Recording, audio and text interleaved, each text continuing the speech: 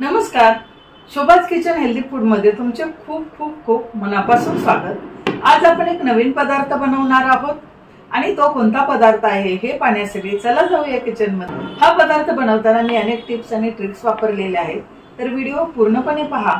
नमस्कार, रोज मुलांना डब्यात काय द्यायचे किंवा नाश्त्याला काय करायचं, रात्रीच्या जेवणात काय बनवायचं याचा जर विचार करत असाल तर घावन हा उत्तम ऑप्शन आहे। अतिशय पौष्टिक पदार्थ आहे आणि सर्वांच्याच आवडीचा आहे। त्याचे पोषण मूल्य वाढवण्यासाठी आपण भाज्यांचाही वापर केलेला आहे, त्यामुळे खूपच पौष्टिक होतं। तसंच त्यासोबत चटणी किंवा भाजीची गरज नाही, अगदी सॉस बरोबर किंवा नुसतंच घावन तुम्ही खाऊ शकता।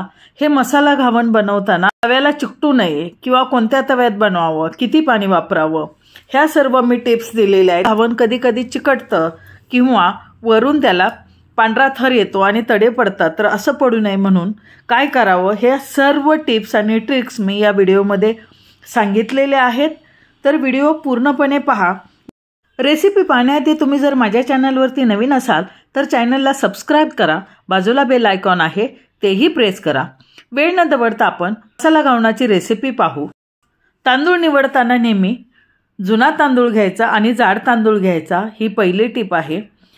तुमच्या घरात जो तांदूळ अवेलेबल असेल तो तुम्ही घेऊ शकता, पण शक्यतो जाड किंवा सोना मसुरी तांदूळ असेल तर त्याचे घावन हे छान होतात। तर 4 ते 5 तासासाठी कमीत कमी तांदूळ भिजवायचा आणि अगदी घाई असेल तर 1 तासभर जरी तुम्ही कोमट पाण्यात तांदूळ भिजवला तरी पण घावन छान होतात। भिजवलेल्या तांदळाचे घावन अतिशय चविष्ट होतात। ही दुसरी टिप आहे। तांदळातील पाणी काढून टाकल्यानंतर तांदूळ बारीक वाटायचे आणि आधीच आपण स्वच्छ धुवून घेतलेले आहेत तांदूळ, त्यामुळे जे पाणी साईडला काढलेले आहे त्या पाण्यातूनच तांदूळ वाटायचे आहेत। तरी एकदम बारीक वाटायचे, अगदी हाताला स्मूथ लागलं पाहिजे, पहा या प्रकारे। ही तिसरी टिप आहे। स्मूथ आणि एकदम बारीक केलेल्या पिठाचे घावणे अतिशय छान होतात। त्यानंतर चौथी टिप म्हणजे तिप्पट पाणी ओतायचं, म्हणजे 1 वाटी मी तांदूळ घेतलेला आहे तर त्याच्यात 3 पट पाणी ओतलेलं आहे आणि अशा प्रकारे एवढं पातळ बॅटर करायचं, त्यामुळे जाळी छान सुटते। बॅटरमध्ये चमचा घालून पाहायचा आणि असं चमच्याला मिश्रण चिकटलं पाहिजे। आता कोणकोणत्या भाज्या वापरायचं आणि काय काय टाकायचं हे पाहू। चिली फ्लेक्स घेतलेले आहेत, ती 1 छोटा चमचा मी चिली फ्लेक्स टाकल्या। त्यानंतर अर्धा कांदा, अर्धी सिमला मिरची, त्यानंतर 1 मिरची आणि अर्ध गाजर हे मी बारीक कट केलेलं आहे। तुमच्याकडे ज्या भाज्या अवेलेबल असतील त्या तुम्ही बारीक कट करून टाकू शकता। चिली फ्लेक्स नसेल तर मिरची पावडर टाकू शकता। कांदा, सिमला मिरची आणि हिरवी मिरची बारीक कट केलेली आहे आणि गाजर किसणीवरती खिसून घेतलेलं आहे। यामुळे त्यातील पोषण मूल्य वाढतात आणि अतिशय चविष्ट लागतं। अगदी लहान मुलं भाज्या खात नाहीत, तर ज्या भाज्या खात नाहीत त्या भाज्या सुद्धा तुम्ही यामध्ये ॲड करू शकता।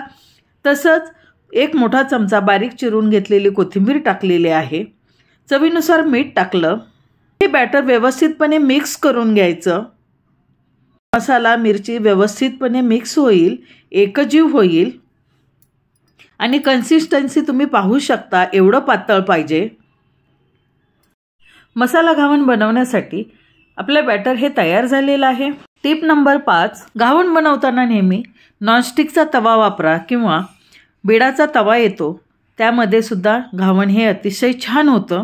टिप नंबर 6, घावन बनवताना तवा हा छानपैकी तापलेला हवा। तवा जर तापलेला नसेल तर घावन हे तव्याला चिकटतात आणि उलटताना मोडतात।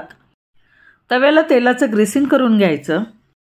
टिप नंबर 7, प्रत्येक वेळी आपण घावन करतो त्यावेळी घावनचे बॅटर हे असं ढवळून घ्यायचं। पीठ सोडताना पळीच्या साहाय्याने उंचावरून सोडायचं, त्यामुळे घावनाला जाळी ही अतिशय छान तयार होते, पहा व्हिडिओमध्ये दाखवल्याप्रमाणे। आणि मग जिथे जिथे शिल्लक आहे तिथे थोडं थोडं घावनाचं पीठ टाकायचं। साईडने आणि वरून थोडंसं तेल लावून फास्ट गॅसवरती 1 मिनिटासाठी झाकण लावून ठेवून द्यायचं। टिप नंबर 9, असे केल्यामुळे घावनावरती पांढरा थर येत नाही किंवा घावन तडकत नाही। फास्ट गॅसवरती जर घावन केले तर त्याला ही जाळी छान सुटते। कडा सुटायला लागल्यानंतर घावन उलटून घ्यायचं।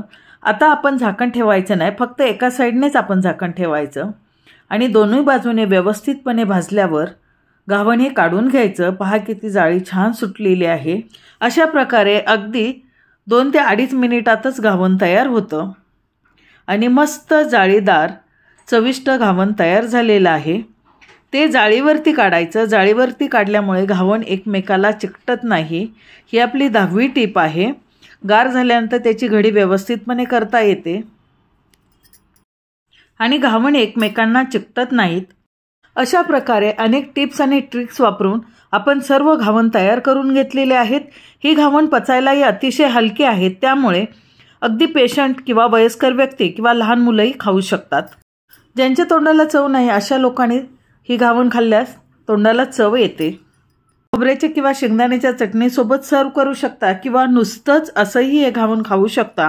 डब्याला देऊ शकता। सकाळी नाश्त्याला चहासोबतही अतिशय उत्तम लागतं। भाज्यांचा वापर केल्यामुळे लहान मुलांच्या वाढीसाठी उत्तम आहे, पेशंटलाही उत्तम आहे। रेसिपी आवडली असेल तर तुम्ही जास्तीत जास्त लोकांना शेअर करा, लाईक करा आणि हो, चॅनलवरती नवीन असाल तर सबस्क्राईब जरूर करा। तुम्ही बनवलेलं घावन कशा प्रकारे झालेलं आहे हे सांगायलाही तुम्ही विसरू नका। व्हिडिओ आवडले असेल तर जास्तीत जास्त लोकांना शेअर करा। व्हिडिओ पूर्णपणे पाहिल्याबद्दल धन्यवाद। पुन्हा भेटू अशाच नवीन टेस्टी आणि चविष्ट रेसिपीमध्ये। तोपर्यंत स्वस्त खा, मस्त रहा आणि खात रहा।